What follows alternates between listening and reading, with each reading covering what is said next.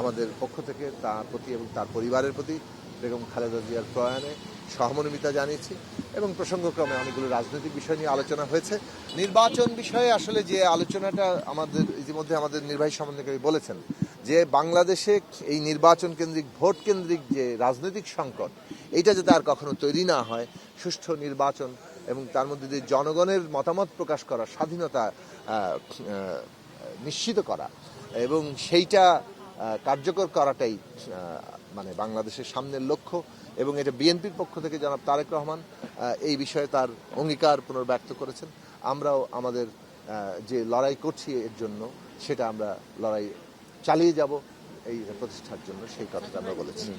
দেখুন, নির্বাচনের সুষ্ঠু পরিবেশ তৈরি করার দায়িত্ব তো এই সরকারের, একই সাথে রাজনৈতিক দলগুলোর। আমরা বারবার বলেছি যে সরকার যেন অস্ত্র উদ্ধার থেকে শুরু করে সমস্ত দিক থেকে প্রশাসনকে প্রস্তুত করে এক নির্বাচনের পরিবেশ তৈরি করার জন্য। অন্যদিকে আমরা এটা সরকারকে আহ্বান জানিয়েছিলাম যে সরকার, নির্বাচন কমিশন রাজনৈতিক দলগুলোকে সাথে নিয়ে একটা নির্বাচনের পরিবেশ মনিটরিং কমিটি করতে পারে, যেটার মধ্য দিয়ে যে কোনো জায়গায় একটা ঘটনা ঘটলে আমরা রাজনৈতিক দলগুলো সেখানে ভূমিকা নিতে পারি ঐক্যবদ্ধভাবে।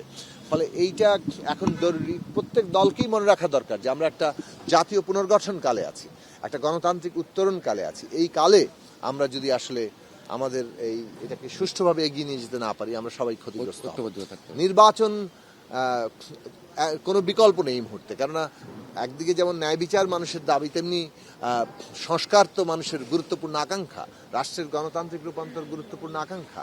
সেই রূপান্তরটা, সংস্কারটা সম্পন্ন করতে গেলে তো নির্বাচন লাগবে। তার জন্য গণভোট, সংবিধান সংস্কার পরিষদ ইত্যাদি বিষয়গুলো তো সামনে আছে। ফলে এইটা বাংলাদেশে এখন একটা অপরিহার্য জরুরি বিষয়ে পরিণত হচ্ছে। এখন সেই দিক থেকে এটাকে সুষ্ঠুভাবে করাটা আমাদের কর্তব্য। গণভোট তো সামনে আছে এবং গণভোটে আমরা হ্যাঁ ভোট দেওয়ার জন্য তো আমরা জনগণকে আহ্বান জানিয়ে যাচ্ছি।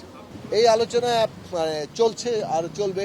আমরা আশা করি যুগপৎ ধারাবাহিকতায় আমরা যে ঐক্যবদ্ধ ভূমিকার, আচ্ছা দেখুন, আমরা মনে করি যে যুগপৎ আন্দোলনের ধারাবাহিকতায় এই যে সংস্কার পর্ব শেষ করা, অর্থাৎ নির্বাচন, সংবিধান সংস্কার পরিষদের সংবিধান সংস্কার এবং তার বাস্তবায়ন, এই যে জাতীয় পুনর্গঠনের জন্য আমাদের যে ন্যূনতম ঐকমত্য, যুগপৎ ধারাবাহিকতায় সেটা চলছে এবং সেটা নির্বাচনে তার প্রতিফলন ঘটবে। আমরা শেষ পর্যন্ত ঐকমত্যের জায়গায় থাকতে পারবো।